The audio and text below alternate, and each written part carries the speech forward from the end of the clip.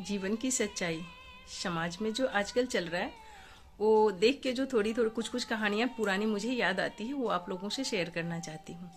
एक बूढ़ी माता थी और उसकी बहू थी। तो कहते हैं पहले जमाने में वो चक्की चलाया जाता था, उसी से हम लोगों का खाना पीना, चक्की ढेकी हम हाथों से ही हाथ पैर से काम करते थे। तो एक जो बहू थी बहुत समझदार, बड़ी तेज तरार थी वो। तो अपनी बूढ़ी सास को गेहूं चावल मरुआ वगैरह उसको ज्वार बाजरा पीसने के लिए दे देते हैं और दे के वो चली जाती थी घूमने के लिए अगल बगल आंगन में।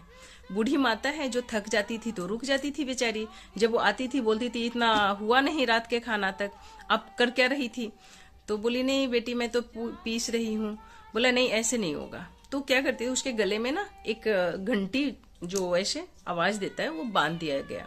बैलों के गले में जो पहले हुआ करता था वो बांध देती थी और चली जाती थी अगल बगल आंगन में घूम रही है, क्योंकि अब जब तक वो बूढ़ी माता ऐसे ऐसे वो चक्की पीस रही थी तब तक घंटी की आवाज आती थी।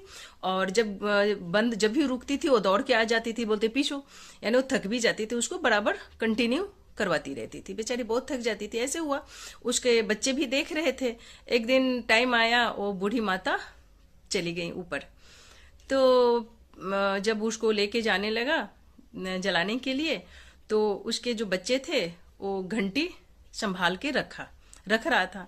तो माँ और उसके पापा बोले कि बेटा ये क्या कर रहा है, लाओ इधर रखो। बोले नहीं नहीं नहीं मुझे संभाल के रखने दीजिए, मुझे याद नहीं रहेगा ना, फिर जब आप बूढ़ी होंगी तो फिर आपके भी गले में तो हम ये बांधेंगे घंटी। और जैसे दादी के साथ हुआ तो वही तो आपको करना है ना, फिर ये घंटी खो जाएगा तो फिर आपके गले में कैसे बांधूंगा। तो कहते हैं ना, जो बोएगा वही पाएगा, तेरा किया आगे आएगा।